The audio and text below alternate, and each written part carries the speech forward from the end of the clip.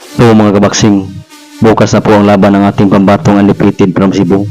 na si John Kevin Jimenez na may kartadang 8 wins with 3 knockouts, kung saan kanya makasagupa ang isang knockout artist na Hapon na si Takeshi Ishii na may kartadang 8 wins with 7 knockouts at may isang talo.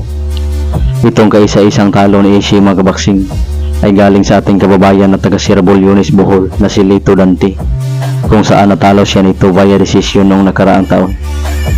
Sa naganap na weigh-in kanina mga kabaksing ay tumimbang ang ating pambatong si Jimenez ng 102.7 libras, samantalang ang knockout artist na Hapon na si Ishii ay 104.9 libras. Ang kanilang laban bukas mga kabaksing ay para sa bakanting Oriental and Pacific Boxing Federation o OPBF sa minimum weight division na magaganap sa Korakuen Hall sa Tokyo sa bansang Japan. Samantalang sa ibang balita mga kabaksing ay ngayong darating na November 9 ay muling makaharap ni Haron Botzinis para idepensa ang kanyang IBF title kontra sa kanyang tinalo na noon na kanyang mandatory challenger na si Karen Chukadjan. Matatandaan natin mga kabaksing na una na nagkaharap itong dalawa noong nakaraang taon, kung saan tinalo ni Ines itong si Chukadjan via unanimous decision. Ang nasabing laban mga kabaksing ay magaganap mismo sa hometown ni Haron Ines sa Wells Fargo Center sa Philadelphia. Samantalang sa support bout mga kabaksing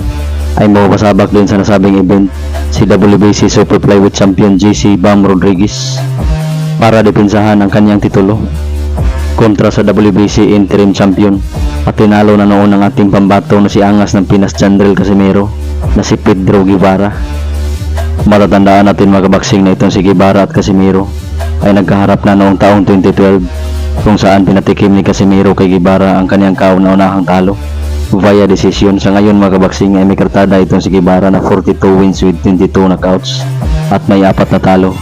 kung saan hindi pa ito nakatikim ng knockout sa kanyang buong professional boxing career.